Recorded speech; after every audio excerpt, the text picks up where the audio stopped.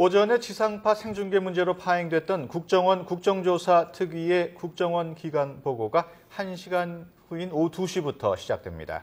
새누리당은 얽힌 전국 현안을 풀기 위해 여야 대표와 박근혜 대통령이 함께 만나는 3자 회동을 제안했습니다. 국회로 가보겠습니다. 박정원 기자.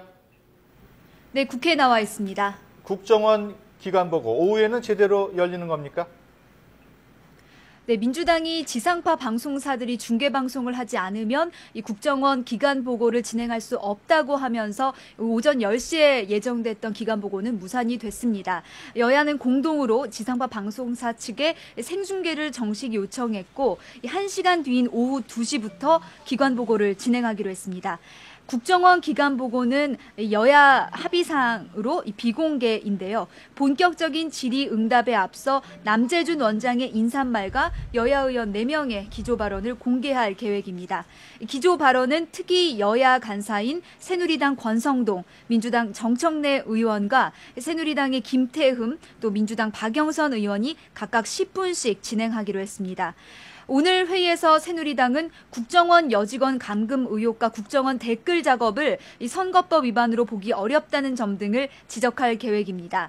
반면 민주당은 국정원 대선 개입 의혹과 정상회담 회의록 공개의 문제점을 집중적으로 질의하며 남재준 원장의 사퇴를 촉구할 예정이어서 여야 충돌이 불가피할 전망입니다. 네, 국정조사 증인 채택 문제 등 쟁점 현안의 타개를 위해서 새누리당 황우여 대표가 여야 당대표와 대통령이 만나는 3자 회동을 제안했죠. 네, 새누리당 황우여 대표가 여야 당대표와 대통령이 만나는 이 3자 회동을 제안했습니다.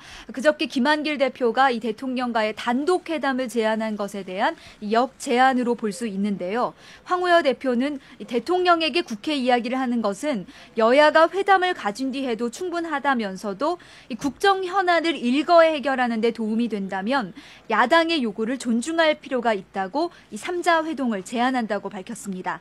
특히 외교, 안보, 또 경제 등 중요 문제가 산적해 있는 만큼 대통령이 민생에만 집중하도록 여야가 정쟁의 촛불을 끄자며 회담 수용을 촉구했습니다. 다만 최경환 원내대표는 야당이 여당을 제치고 대통령과 담판을 하려는 것은 국회를 무시하는 것이라며 대통령을 만나기 전에 국회에서 여야가 먼저 만나 논의하는 것이 순서일 것이라고 말했습니다. 야당인 민주당 어떤 입장입니까? 네, 민주당은 3자 회동을 청와대에서 공식적으로 제안하면 수용하겠다는 이 긍정적인 입장을 내놨습니다. 김관영 수석대변인은 브리핑에서 이 청와대 3자 회담 공식 제안이 있으면 전국 상황이 엄중한 만큼 의전에 얽매이지 않겠다는 게 김한길 대표의 입장이라고 밝혔습니다. 또 노웅래 비서실장이 청와대 측에 민주당의 입장을 전달했고 오늘 오후 안에 답을 주기로 한 만큼 청와대의 답변을 기다려보겠다는 입장입니다.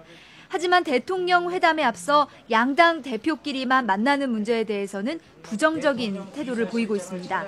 민병두 전략홍보본부장은 이미 2주 전쯤에 황우여, 김한길 대표가 비밀 회동을 가졌다는 점을 공개하면서 당시 국정 현안을 논의했지만 문제 해결에 실패했다며 추가 대표 회동은 필요하지 않다고 설명했습니다.